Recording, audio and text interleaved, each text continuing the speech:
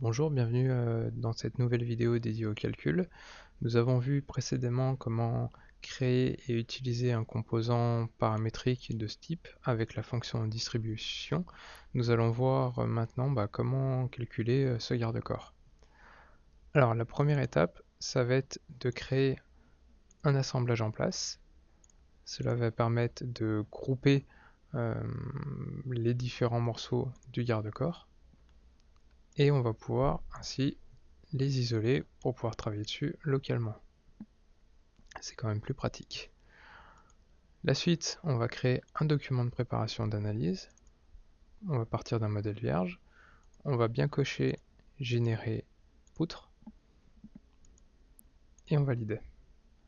Ça, on peut le cacher, on n'en a plus besoin. Donc là, on retrouve notre garde-corps sous forme filaire. Si au niveau de la simplification, vous avez des choses qui ne vont pas, par exemple des écarts ou des croisements, il suffit de retourner en opération de simplification. Donc on voit ce qui se passait avant. On a des écarts et des croisements. Et voici ce qui se passe après. En double-cliquant sur cette opération, vous pouvez tout à fait ajuster la valeur en fonction de vos besoins. La suite, ça va être de rajouter des encastrements par exemple. Voilà, on va dire qu'on a un ancrage ici, là, là, là, on valide. Et puis en haut, on pourrait rajouter des forces linéaires uniformes. On va en mettre une première ici, une autre là et une autre ici. On choisit l'orientation et on pourrait partir sur la valeur de 1000 N par mètre. On valide.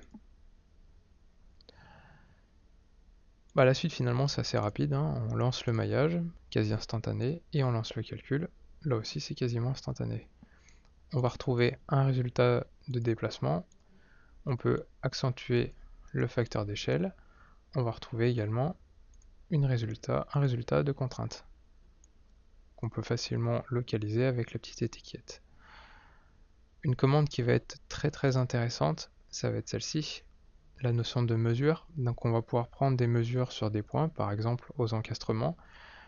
On va récupérer les réactions, qu'on peut tout à fait assimiler aux descentes de charge dans le bâtiment.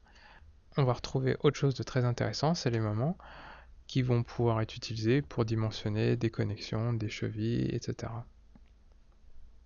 Alors tout ça est bien entendu associatif. Si on retourne sur le déplacement, on avait 10 mm à peu près. On peut retourner directement dans le document de préparation et dire moi je vais rajouter un encastrement ici.